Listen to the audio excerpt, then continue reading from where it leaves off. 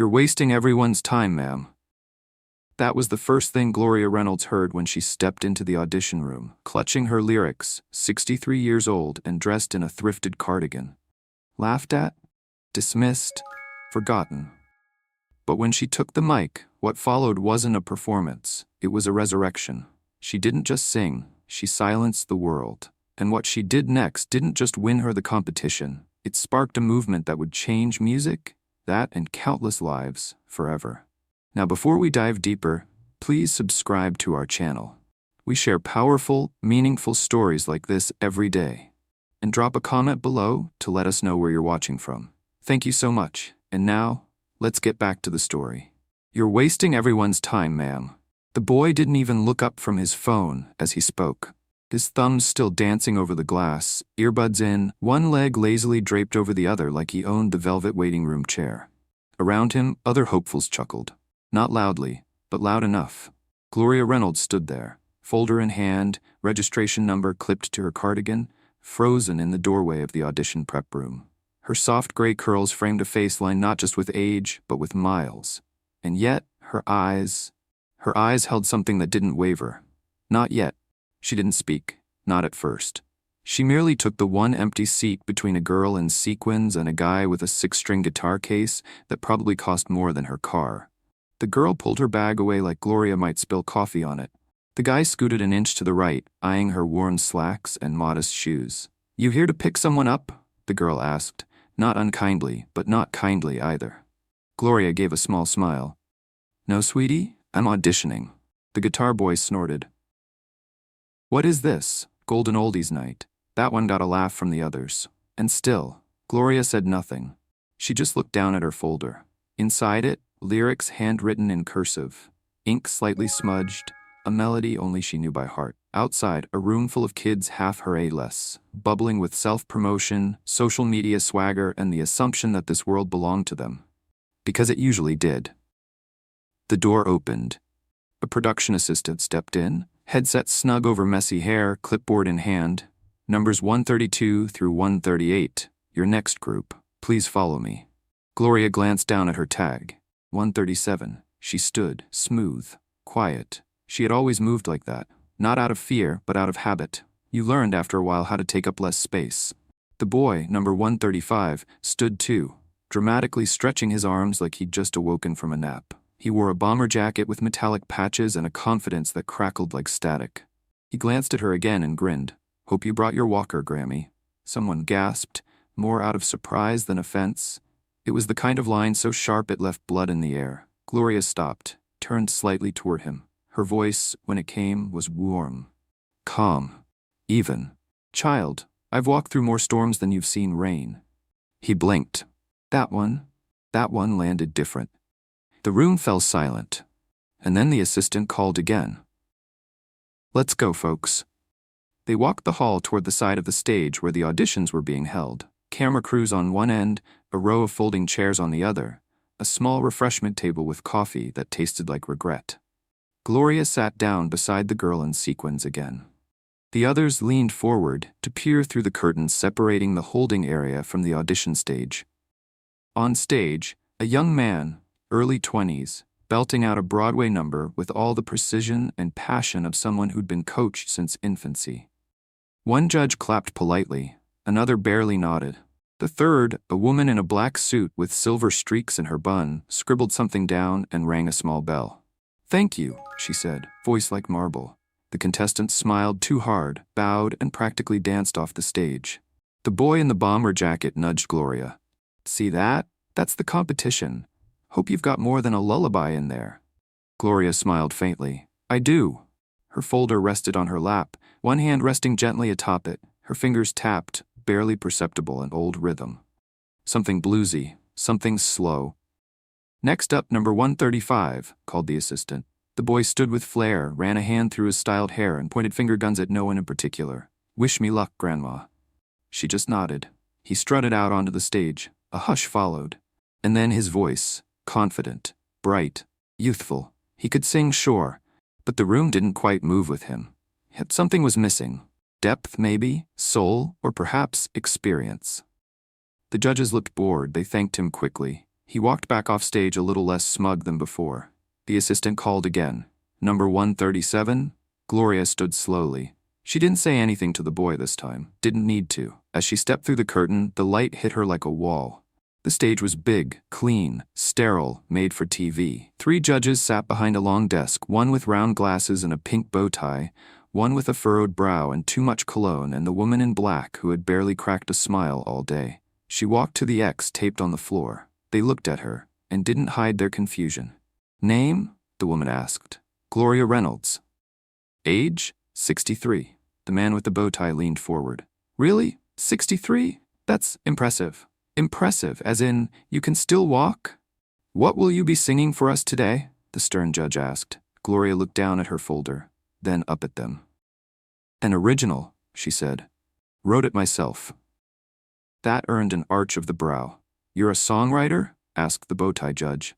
I try, Gloria said, a soft smile pulling at the corners of her lips. The man with too much cologne leaned back in his chair. All right, let's hear it. She stepped up to the mic. The stagehands had already cued her track, a simple instrumental that piano and acoustic guitar, a beat that hummed with patience, and then she sang. The first note wasn't loud, but it settled.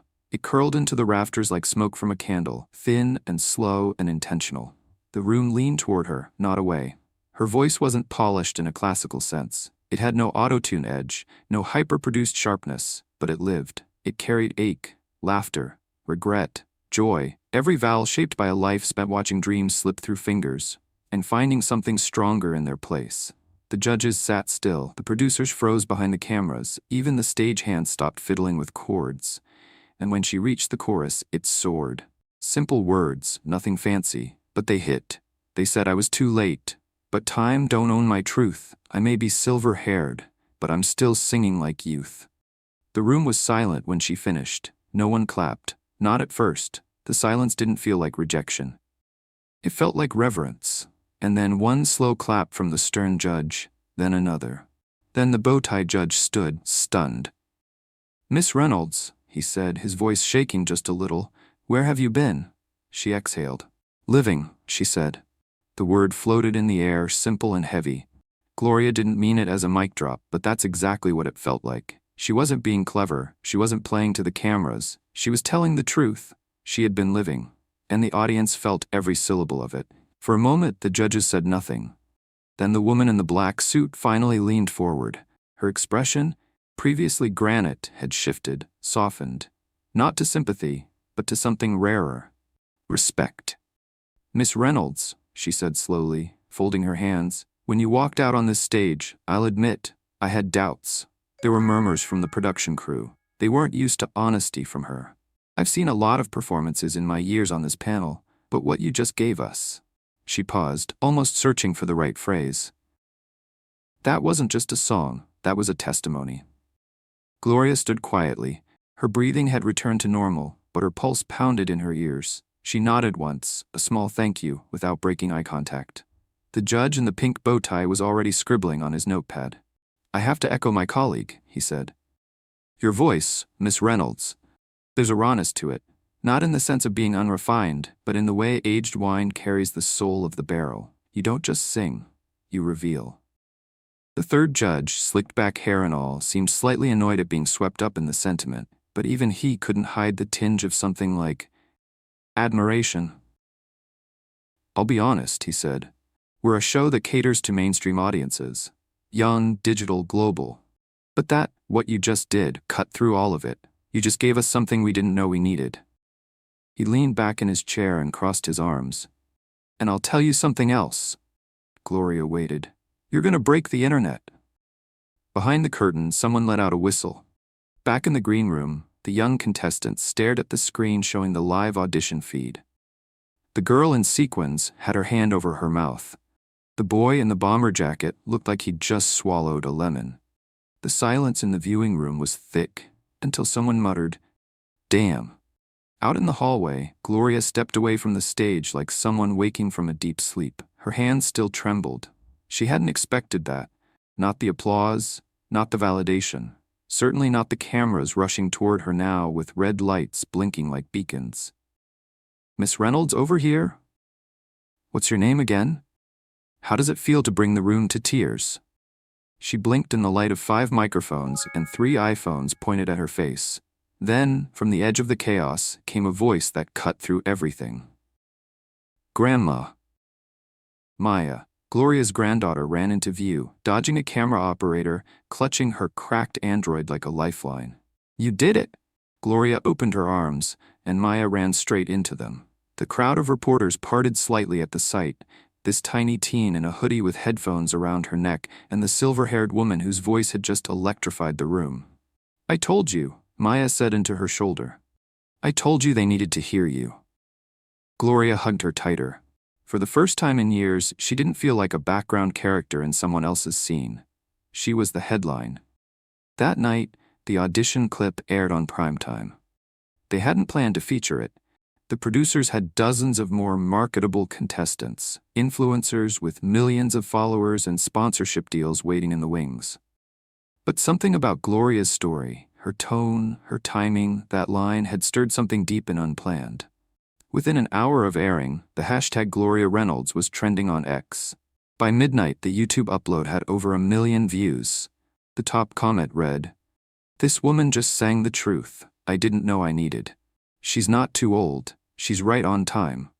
Another read, "Find someone who looks at you the way Gloria looks at the mic before telling her story." And then a third, "You just gave voice to my mom, my aunt, every woman who was told she missed her chance. Thank you." Gloria didn't see most of these comments. She still used a flip phone, but Maya saw them all. She stayed up all night scrolling, screen recording, replying with heart emojis and crying faces. She texted her friends, her classmates, even her homeroom teacher. "Y'all, that's my grandma. She's blowing up." The next morning, a package showed up at Gloria's door. A box wrapped in tissue and ribbon with a handwritten card on top. "For the woman who reminded us what real music feels like." The judges. Inside was a microphone, vintage style, chrome, weighted, heavy in the hand, the kind used by legends. Gloria held it like it might disappear. In the kitchen, Maya stood filming on her phone. "Say something, Grandma." Gloria smiled shyly, then spoke into the mic. "I think I'm just getting started."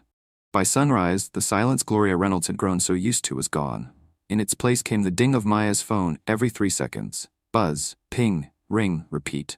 "Grandma, you're on Good Morning America's Twitter." Like, their actual account.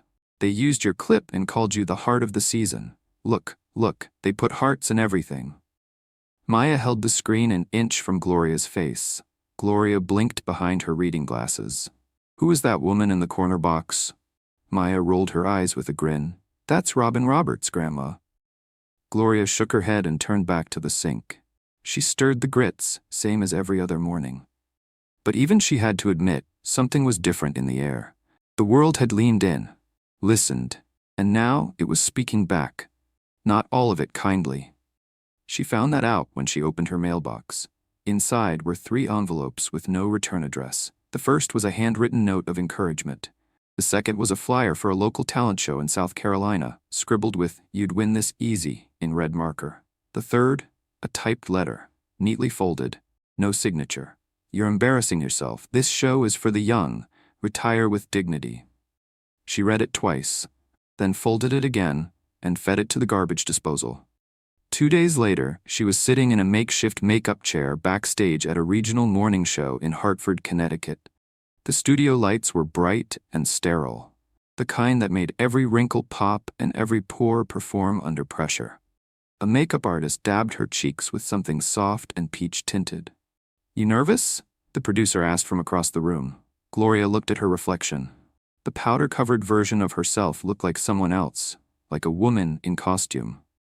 "I'm adjusting," she said with a diplomatic smile. "Just be yourself out there," the producer replied. "Everyone loved your story. The demo skews older, so the sponsors are thrilled. Can I get you water, coffee, tea, grits and cornbread if you got it?" Gloria muttered. The producer laughed, not realizing she wasn't joking. The segment lasted 7 minutes. They played the viral clip. The host asked how it felt to go from mop bucket to microphone. Gloria smiled politely, even though the phrasing sat wrong in her chest. She talked about her granddaughter, about faith, about how the music never really left, it just waited. She said what they wanted to hear, but what she felt was harder to capture in a soundbite. Because while the cameras wanted the Cinderella story, Gloria knew this wasn't about glass slippers or fairy godmothers. It was about surviving decades of being overlooked, unheard, and invisible, and finding her voice when no one was asking her to. And now, everyone wanted a piece. That night, Maya brought home a new laptop. Gloria stared at it like it might bite her. "Just click here," Maya said, tapping the mousepad. "You've got emails, like dozens, press requests, interview invites. Someone from The Voice wants you to mentor a team next season." Gloria stared at the screen. One subject line read, "Oprah Daily, feature request, the power of late bloomers." Another, "NPR Tiny Desk, we want you." Her hand trembled as she reached to click. She didn't know how to answer. She didn't even know how to open half of them. "Maya," she whispered. "This is that too much." Maya softened, sat beside her. "It's not too much, Grandma. It's what the world should have done a long time ago. They're just catching up." Later that week, a message came through from one of the show's producers. Gloria had made it to the next round. Not just that, she was being fast-tracked to the live show based on overwhelming public votes and what they called emotional resonance with viewers 45 plus. She didn't know what any of that meant, but she knew it meant she had to go back.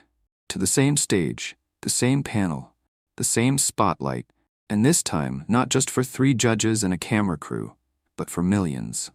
She stood at her stove that night, stirring soup, her voice humming low and easy, an old hymn her mother used to sing when the rent was late and the faith was thin. Maya leaned against the doorway. "You scared?"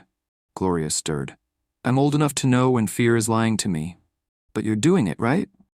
Gloria looked out the kitchen window. The city lights glimmered in the distance, like far-off eyes watching her. She didn't answer right away. Then, "Yes, I'm doing it." But in the days that followed, the fear crept in, disguised as doubt, cloaked in old voices. She'd wake in the middle of the night, sweating, unsure of lyrics she'd known for years. She'd second-guess the key of a phrase, wonder if her voice still had the shape, the tone, the soul. And in quiet moments, she heard the echoes of the cruel letter again. "This show is for the young." But just before the doubt could take root, she'd remember the look in Maya's eyes. The way she'd mouthed every word during that audition. The way the world had stood still for those 3 minutes. She wasn't doing this for the judges. She wasn't even doing it for the audience. She was doing it for every woman who'd ever folded herself into the background. For every dream tucked under unpaid bills and second jobs. For every grandmother who still hummed while washing dishes, not knowing she still had music left to give. The call sheet arrived for the live show. Song selection was due, wardrobe approval, hair and makeup, media clearance. Gloria stared at the forms, then picked up her pen. Song My Time. Writer Gloria Reynolds.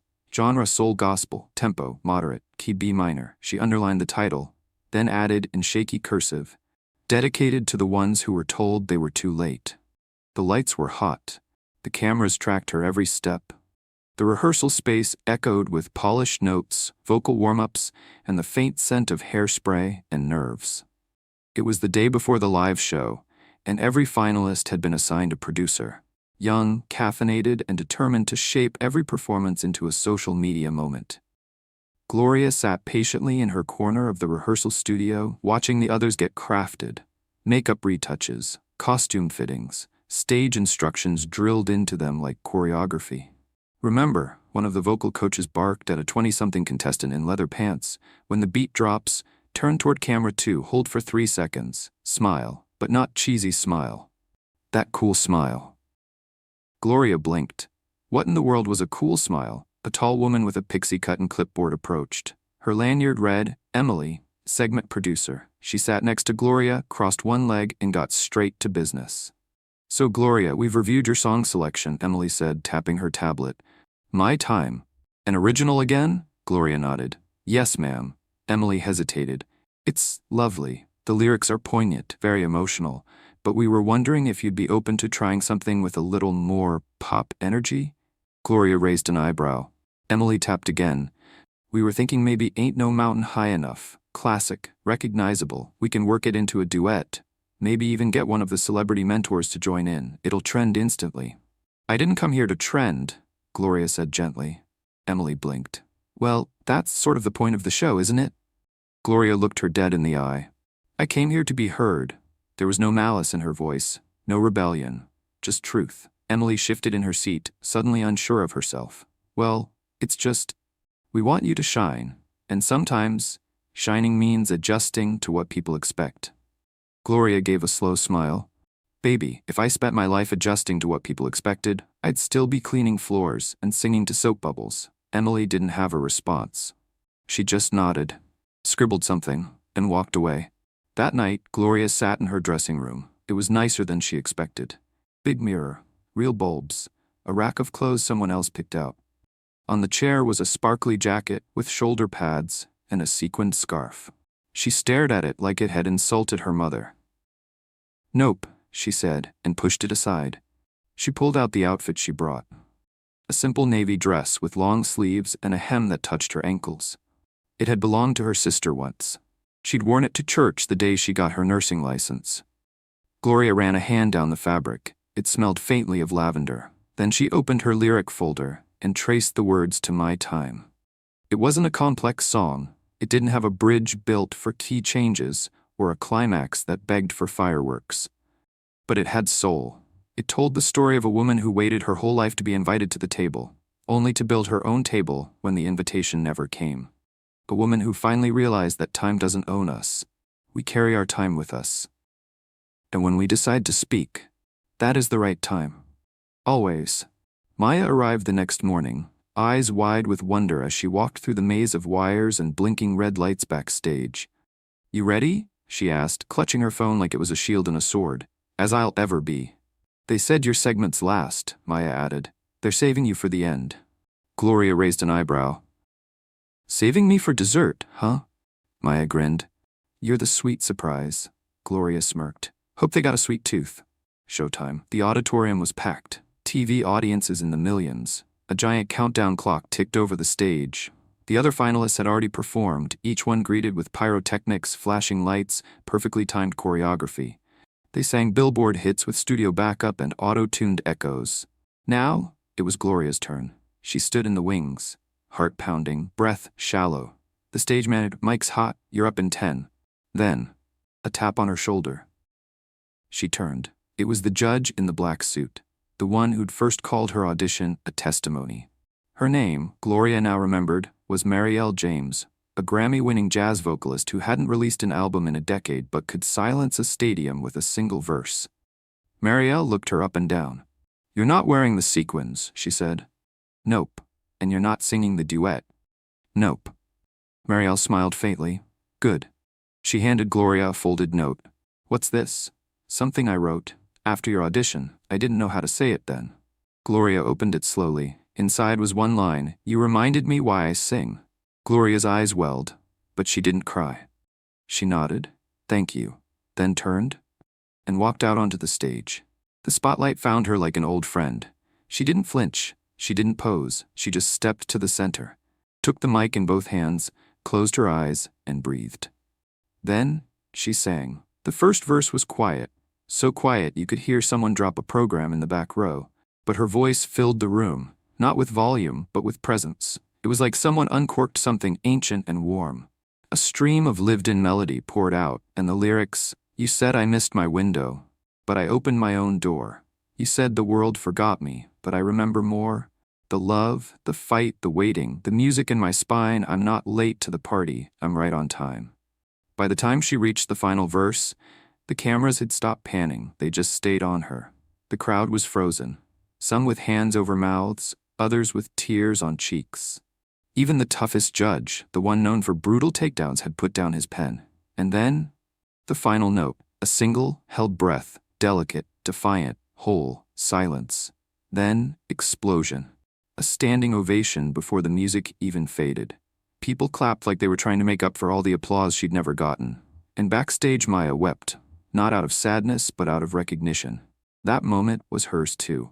As the judges rose to speak, Marielle didn't wait. She stepped down from the table, walked straight to Gloria, took the mic from the stand, and handed it to her. You don't need our words, she said, loud enough for the world to hear. Tonight we needed yours. The applause didn't fade, it surged. Long after the music ended, after the lights dimmed and rose again, after Marielle James handed her the microphone with a bowed head and reverent words, they kept clapping. Not because it was expected, but because something had cracked wide open. In that auditorium filled with industry professionals and Instagram stars, there was a new energy rising. It wasn't trend or hype, it was remembrance. The kind that says we forgot something real existed, until now. And the most powerful thing, she hadn't begged for it. She simply stood in her truth and let it echo. Gloria stood at the center of the stage, hands trembling slightly around the base of the microphone. She looked out over the audience, the judges, the cameras, and for the first time in her life, she didn't feel like a visitor in someone else's spotlight. She felt like the light itself. Backstage, producers scrambled. This is gonna blow up. We need to prep a clip for socials, ASAP, get it captioned and cued. I want a quote from the judge, Marielle, something that can go in bold type. Check if NPR is still on hold. Tell them they've got first interview rights tomorrow morning. But while the machine buzzed to capitalize, Gloria stood behind the curtain, untouched by the flurry. Maya ran to her, eyes wet, arms open. You did it, she whispered, like a child afraid the sound might wake a dream. Grandma, you did it. Gloria knelt down, wrapped her arms around her granddaughter, and said the words that had been burning in her chest for years. I didn't think I ever would. That night, Gloria couldn't sleep. She sat in the little guest room the network had put her in, 3 floors above the studio, with a skyline view and a minibar she wouldn't touch. The curtains were open. The moon was full. The city buzzed beneath her. But inside the room, it was quiet, except for the notifications on Maya's phone, which she'd forgotten to mute before falling asleep. Ping, ping. One came in with a subject line that made Gloria's breath catch. From Smithsonian Institution subject, Voices of the Century, you're one of them. Another, Tiny Desk Concert, NPR Music, you play, will record, say yes. And then a third, shorter but heavier, from Quincy Jones Productions. We heard you. Let's talk. Gloria closed the screen gently and walked to the window. She wasn't scared, not anymore, but she was overwhelmed by a different feeling, something like arrival. The next morning, the segment aired on every morning show from coast to coast. Social media was ablaze. Clips of her performance were cut into montage reels titled, The Woman Who Silenced the World, and 63-year-old finalist proves it's never too late. One post read, she sang like a woman who's lost everything, but still kept her song. Another, my grandmother died last year. This felt like hearing her one more time. But the comment that stayed with Maya the most came from a teenager on TikTok. Of all places. I didn't even know music could feel like this. I'm crying and I don't know why. I think she made me remember my mom's hugs. At the conservatory where she once cleaned floors for night wages, her audition video was now being used in a new lecture series, Emotion in Performance, Breaking the Classical Mold. At a small church in Jackson, Mississippi, the women's ministry replayed her performance before service and passed out tissues. In a senior center in rural Ohio, a woman named Doris printed out Gloria's lyrics and framed them next to her wedding photo. The world wasn't just watching Gloria anymore.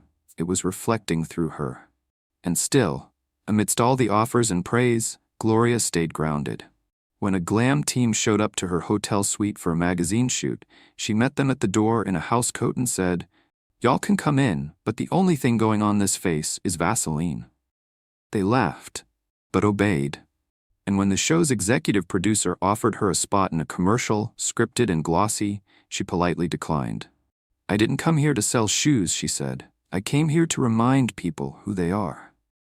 He smiled and nodded, but deep down, he knew she'd just reminded him too. Days later, the finalists were called back to tape a special post-performance roundtable. It was meant to showcase diversity of backgrounds and paths to the stage. A studio table, soft lights, judges, contestants, hosts. When it was Gloria's turn to speak, she was asked a pointed question. "Do you think the industry has room for older voices like yours?" She didn't blink.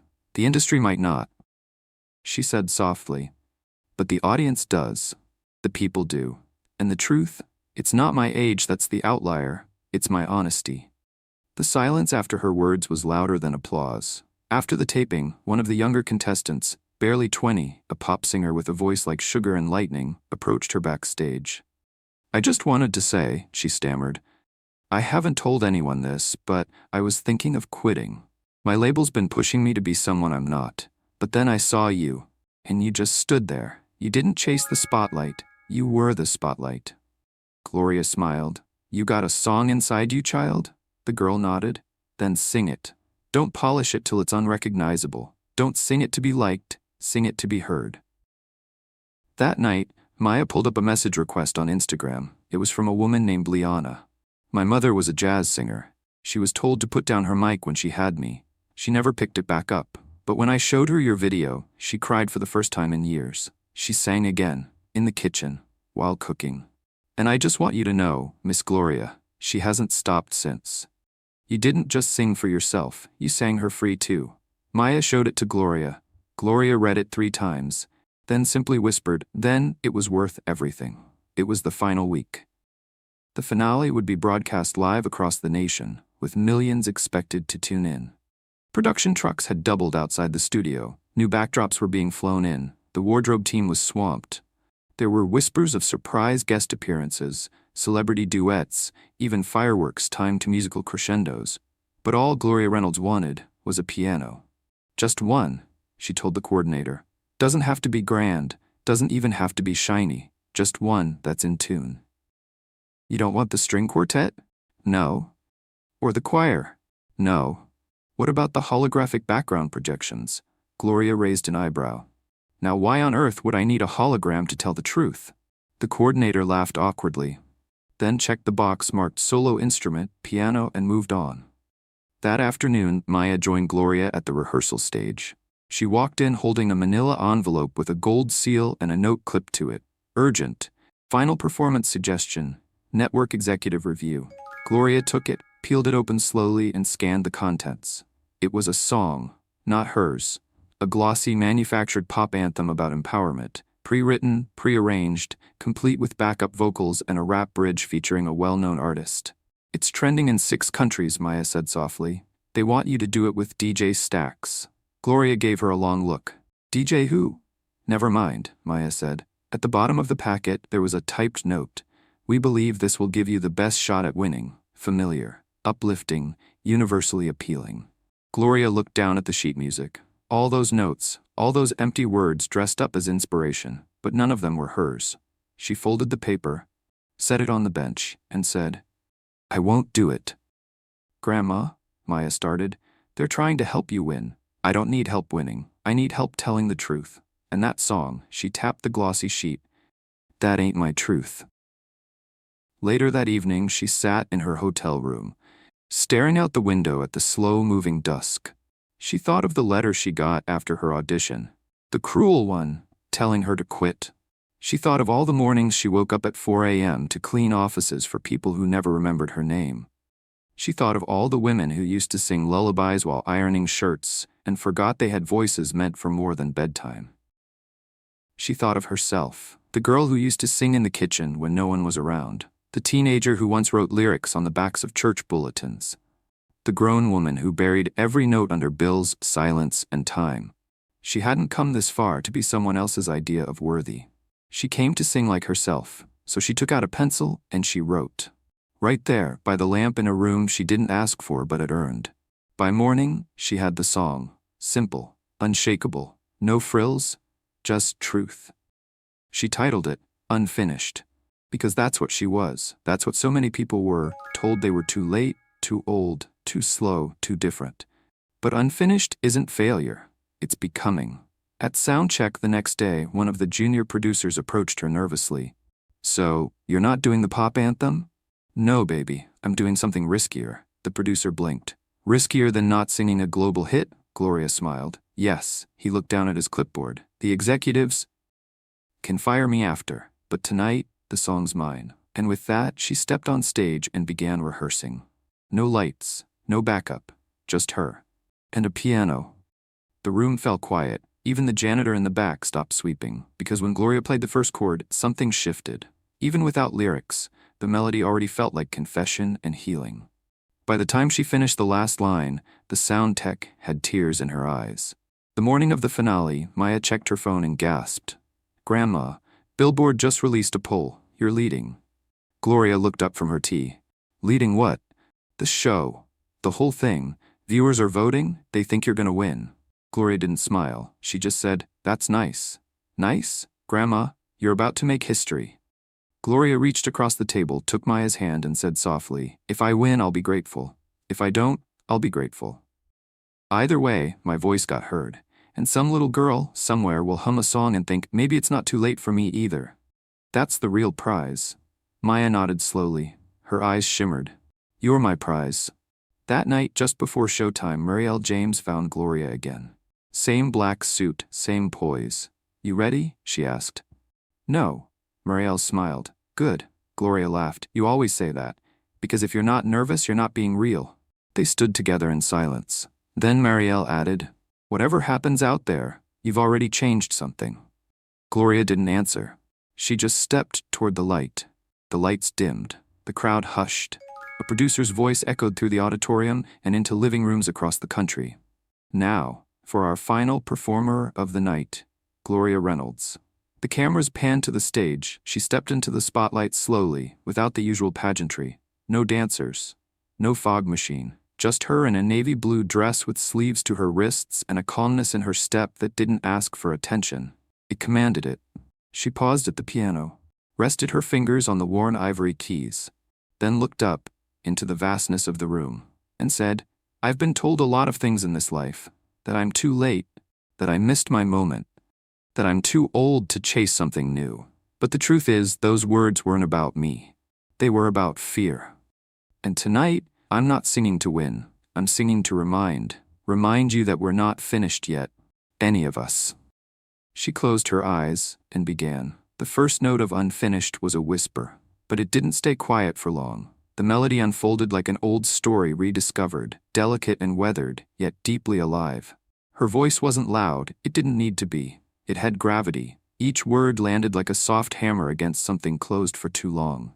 They said the page had turned, but I was still the pen. They said the race was over, but I'd just learned to run again. You don't get to write my ending just because I'm gray and slow. You don't get to call me empty when you don't know what I know. There was no backing track, no vocal layering, only raw voice, real notes, a piano, a truth. Midway through the second verse, the camera caught something strange. The audience wasn't just listening, they were leaning in. People in their 20s, people in their 60s, industry agents, former idols, teenagers who didn't know what a cassette tape was, but were suddenly crying because a stranger's voice cracked open something they didn't even know was locked up.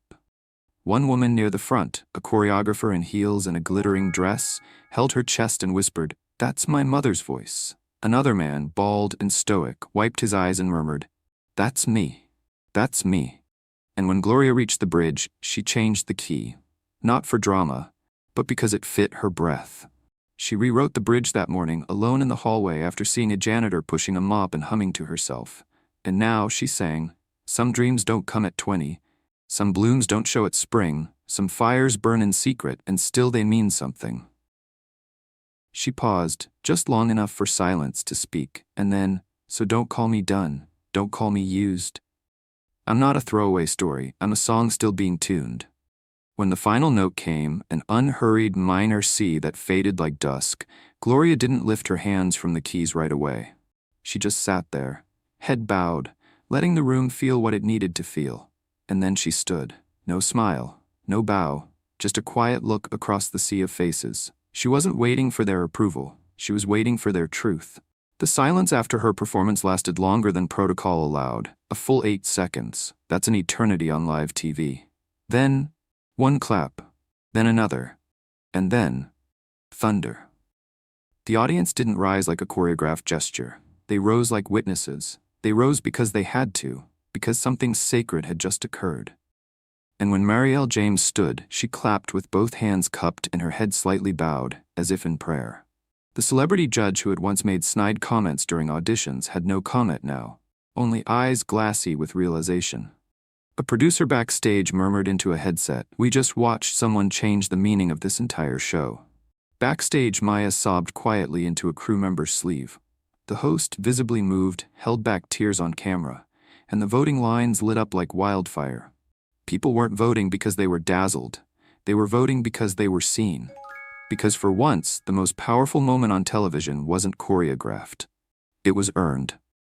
Gloria stepped off the stage, back into the shadows. But this time, the shadows felt different. They weren't hiding her. They were carrying her. Marielle met her in the wings, didn't speak, just held her hands, and whispered thank you. The stage was reset. The votes were counted.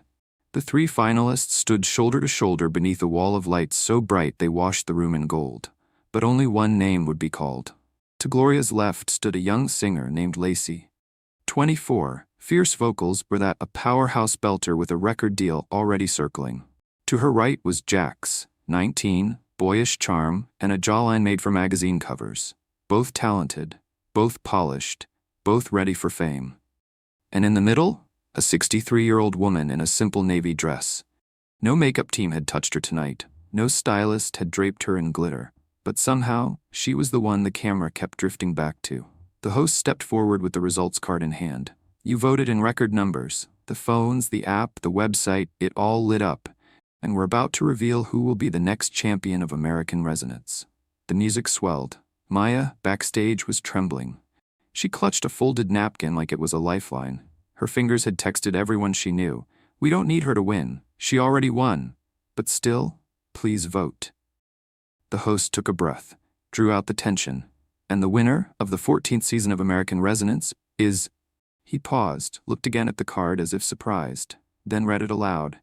Gloria Reynolds. The room exploded. Screams, gasps, applause that seemed to rise from the floorboards. Gloria didn't move. For a second, she didn't even seem to understand. Her mouth opened slightly. Then she turned to Maya in the wings and saw her granddaughter crying with her whole body. The host approached with the mic. Miss Reynolds, Gloria, what do you want to say to America right now? She took the microphone, held it gently, and said, I want to say thank you. But I also want to say, I wasn't supposed to be here, not by your rules, not by your standards, but here I am, and I'm not the only one. I'm just the one you could finally hear. Another wave of applause rolled through. Lacey pulled Gloria into a tight hug, tears streaking her perfectly contoured face. You earned it, she whispered. You earned it. Jax nodded, voice shaking. You made it mean something again. The trophy was presented, a glass sculpture, etched with music notes and her name in gold. Gloria accepted it, but didn't raise it above her head. She simply cradled it, like something sacred. But not everyone in the building was clapping. Up in the executive box, a discussion had already begun. She doesn't fit the demo, one man muttered. How do we package this? How do we monetize it? We can pivot, another said. Inspirational, Grammy campaign, limited run, NPR angle. But the youngest exec in the room stood and said, You're missing it. We're not selling her. She just changed us. The show, the system, the whole game. Silence followed, because deep down, they knew he was right. Gloria Reynolds wasn't a fluke. She was the correction. That night, while others went to after-parties, Gloria went to the green room, still holding the trophy. She found Maya asleep on a couch, phone still buzzing with congratulations. Gloria sat beside her, watched her breathe. Watch this little girl, this firecracker teenager who believed in her when no one else did, sleep in the glow of victory she built. And for the first time that night, Gloria let herself cry, not from disbelief, but from the weight of what she carried and who she carried. Her mother, her sister, every woman who'd packed dreams away in boxes marked too late. She didn't just win a title, she cracked the walls of silence so others could walk through. The next morning, the headlines were everywhere. 63-year-old stuns nation and wins it all. From janitor to champion, Gloria's rise redefined stardom. Her voice didn't just sing, it healed. In the comments, something remarkable was happening. People weren't just praising her. They were rethinking themselves. I'm 47, just enrolled in art school because of her. My dad started writing songs again last night. Maybe I'm not too late either. And in a small nursing home in Baltimore, a resident named Miss Annie, who hadn't spoken in months, hummed 4 bars of Unfinished while looking out the window. Gloria returned home quietly. No fanfare. She didn't need it. When she stepped off the train, 2 elderly women from her neighborhood were waiting at the platform. One handed her a bouquet wrapped in grocery store flyers. The other said, You didn't just make us proud, baby. You made us visible. They asked her that question a dozen times in the days that followed. On camera, off camera, on talk shows, in interviews, in hurried emails from managers who didn't yet exist a week ago. What do you want now? Record deal offers came in from every corner. 3 major labels, 2 indie powerhouses. One even offered a fully produced album with 6 Grammy-winning writers, already waiting in Nashville. A streaming giant proposed a documentary. A fashion brand wanted her to model a timeless, elegant lifestyle. There was even a rumor that a biopic pitch had made it onto the desk of a Hollywood executive, starring Viola Davis, no less. Gloria listened to every offer with the patience of someone who'd been ignored so long that all this attention felt oddly quiet.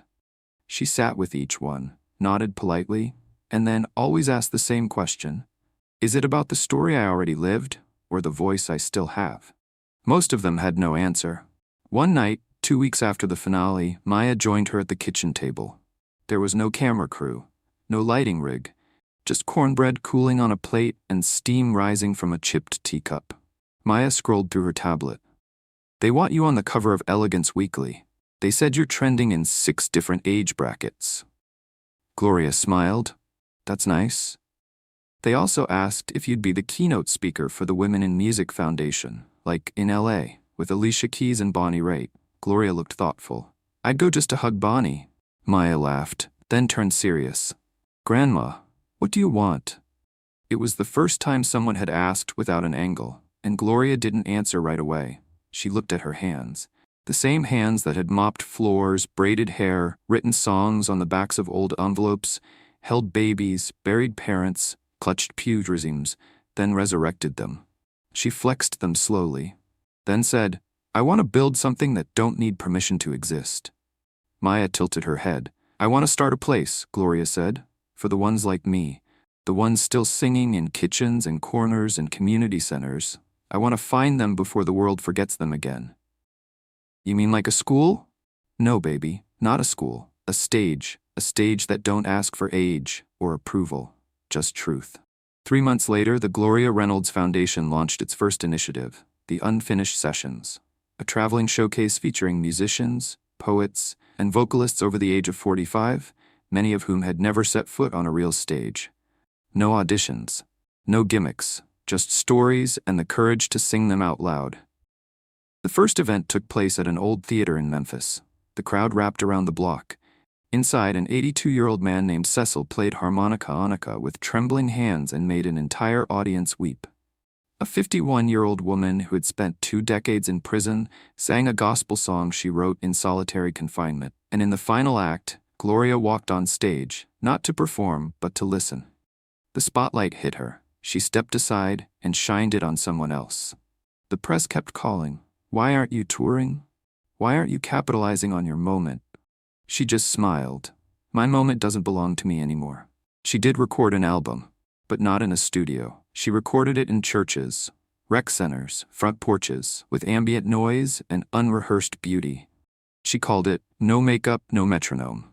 And on the first track, before the music even started, her voice could be heard saying, This ain't about polish. This is about people. Her foundation grew faster than anyone expected. Grants were awarded to music programs in underserved communities. Tiny, intimate stages were built in forgotten neighborhoods.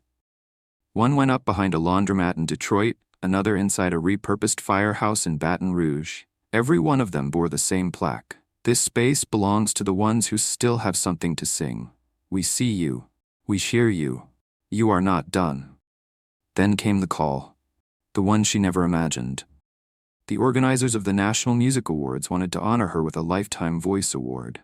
They called it the first ever given to someone with only 1 album and 1 public performance career. But everyone knew it was about more than music. It was about change. She hesitated, then said yes, but only under one condition. I won't sing, I'll bring someone else. And so, the night of the awards, the lights dimmed over a pristine stage at Radio City Music Hall, and instead of Gloria taking the mic, a woman named Loretta, age 70, retired post office worker from Tulsa, stepped forward. She sang a song she wrote while cleaning her kitchen. No autotune, no orchestra, just a piano and a truth. And the crowd stood. Gloria watched from the front row, smiling, unapologetic, and free. The sun had just begun to rise over the quiet edge of Savannah, Georgia. Gloria stood barefoot on the porch of a little house she'd inherited decades ago, but never had the time or courage to truly return to. It had been her mother's home once, and before that, her grandmother's. Now it was hers again. She held a cup of chicory coffee between weathered hands, breathing in the morning like a hymn. Birds chirped from somewhere out of sight. Wind whispered through the crepe myrtles. Somewhere down the block, a neighbor's gospel radio crackled softly. And Gloria? She was still. But she was not silent. Inside the house, sitting in the living room, was a young woman named Kiara, 23, hair in braids, a notebook full of half-written songs in her lap, and a voice so rich it could stop traffic. She was part of the foundation now, one of many, dozens, maybe hundreds soon. They came from all over, Montana, Mississippi, Baltimore, Baton Rouge. People who never thought they'd be allowed to speak up, let alone sing. Gloria invited them in, not to teach them how to perform, but how to remember who they were. Later that afternoon, Maya pulled up a news article on her phone. "Grandma, look." Gloria squinted. The headline read, "The Gloria Effect, How One Woman Rewrote the Rules of Music." She chuckled. "Now they're giving me effects. Listen to this." Maya said, reading, "Since Gloria Reynolds' historic win last year, submissions to televised music competitions from contestants over the age of 45 have increased by 400%. Major labels have started scouting older self-taught artists. Community centers nationwide are launching late bloomer showcases, and the phrase unfinished has become a rallying cry." Gloria sipped her tea and said, "About time." Maya smiled. "You started something, you know?" Gloria nodded slowly. "I didn't mean to. But you did." That night, a small gathering took place in a converted church just outside town. The unfinished sessions had come full circle. No press, no producers. Just folding chairs, a microphone, a keyboard, and a room full of stories waiting to be sung. Kiara sang first, a ballad about growing up without a father, about writing songs into her pillow and praying one day they'd matter. Then came Thomas, a retired firefighter from Newark, who played guitar with shaky hands and broke halfway through his verse. No one judged him. They just sang the chorus with him until he found his way back. Then softly, Gloria stood. She didn't walk to the mic. She just stood where she was and said, "I used to think my voice didn't matter, that it had an expiration date, that dreams were for the young, and silence was just part of growing old. But silence is not the same as peace, and age is not the same as ending. Sometimes the story doesn't begin until the world thinks it's already over." Then she sang, no big notes, no spotlight, just a few quiet lines from Unfinished, and the room went still. Because even now, after the trophy, the headlines, the viral fame, her voice still held that sacred ache. That quiet defiance, that open door. When she finished, the crowd didn't clap, they stood, some with hands over hearts, some with eyes closed, some whispering thank you, not because she needed it, but because they did. Later that night, Gloria sat alone on the porch again, her legs wrapped in a blanket, the stars blinking gently above. Maya came out with 2 mugs of tea. "Do you ever miss it?" she asked. "The lights, the cameras, the crowd?" Gloria thought for a long moment, then shook her head. "I don't miss being seen," she said. "I miss the sound of someone realizing they were never broken." And then, from inside the house, someone started playing the piano, softly, hesitantly, but truthfully. Gloria smiled. "There it is," she whispered. "That's the real music." And she leaned back, not finished, just still becoming. To every soul watching this, if the world ever told you your time has passed, if they laughed when you said you still had something to give, remember Gloria. She didn't win because she fit the mold. She won because she shattered it, not with glitter, not with flash, but with truth. Because talent doesn't expire, dreams don't have deadlines, and if her voice could change the room, then yours can too. So don't wait, don't shrink, don't ask for permission, because your story's not over, it's just getting started. Sometimes the final note is just the beginning.